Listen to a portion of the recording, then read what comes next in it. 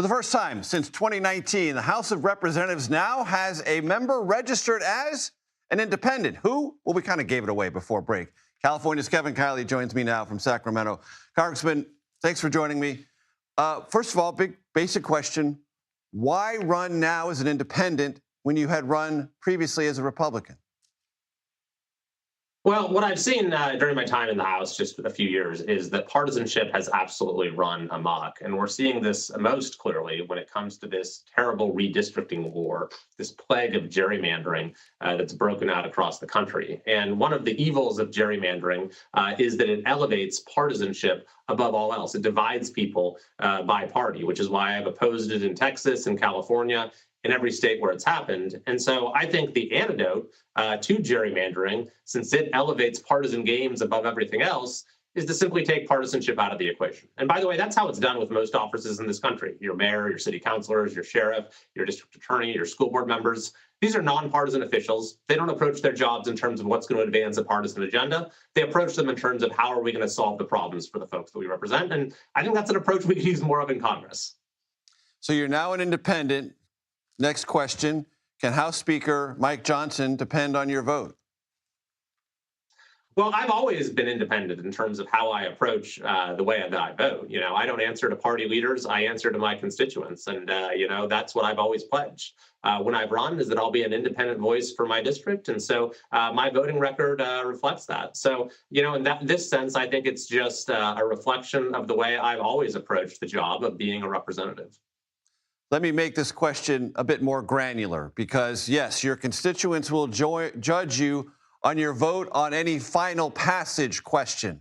Let me refine my question on procedural matters where the majority has to exercise its will, rule votes and the like. Can the Speaker count on your vote? Well, I don't think I would ever say just sort of categorically, I'm going to prejudge how I'm going to vote on each and every particular matter that might come to the floor. I will say, as a Republican, you're expected to vote with the party on those matters. Well, I've actually voted against a number of those matters, so far this term. And so I will say that when we're talking about just bringing a bill to the floor for a vote, that's something that I'm generally in favor of. I think that the more opportunities folks have to vote their conscience onto the underlying legislation, the better. And, people can vote yes, they can vote no, and they'll be judged accordingly. Based on what you've heard thus far from your constituents, what is their attitude about how the war with Iran is going? And do they feel they know what it's about and what its duration is likely to be?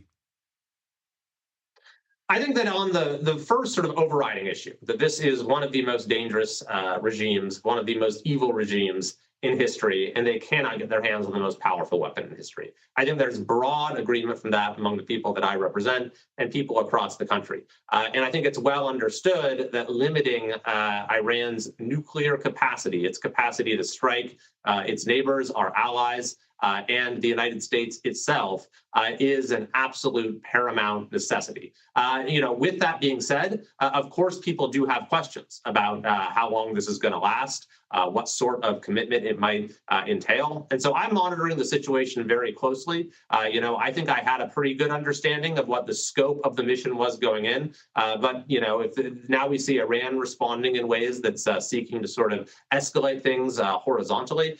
So I'm keeping a very close eye on it. And I've said from the moment that this engagement started that Congress needs to play a central role in defining and pursuing the objectives that we have. How much is the price of gallon of regular gas in your district, and how much has it gone up in the last 2 weeks? Well, to be honest with you, in my district and across California, we have the highest gas prices in the country, and that predates this engagement with Iran a few weeks ago.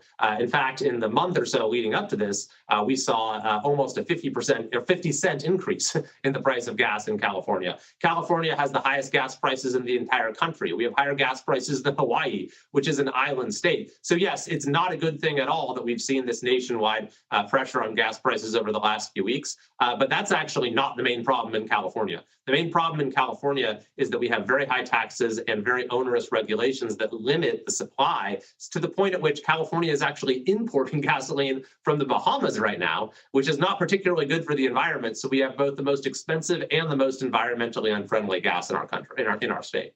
You just mentioned taxes. There's a wealth tax that's making its way possibly to the voters of California on billionaires. You're adamantly opposed. Why? This would be a disaster for our state, frankly. We've already seen, just in anticipation of this, probably at least $1 trillion of combined net worth for individuals leaving the state. And the reason they have to leave preemptively is because they put a provision in this thing saying that we're going to try to impose this on people who have already left the state if they didn't leave by the deadline of a year in advance. And so all these people are leaving California and taking jobs and investment with them, taking tax dollars with them, by the way. They're no longer paying income taxes. And in California, in some years, 50% of our income tax revenue comes from the top 1% of earners. So if you take these people out of the equation, then the whole house of cards could come tumbling down. And so it is absolutely the wrong thing for California. It has provoked broad bipartisan opposition. And frankly, it's the last thing our state needs. Congressman Kevin Kiley, as an independent, the one and only in the House of Representatives. Appreciate the time. Thank you. You bet. Thanks for having me.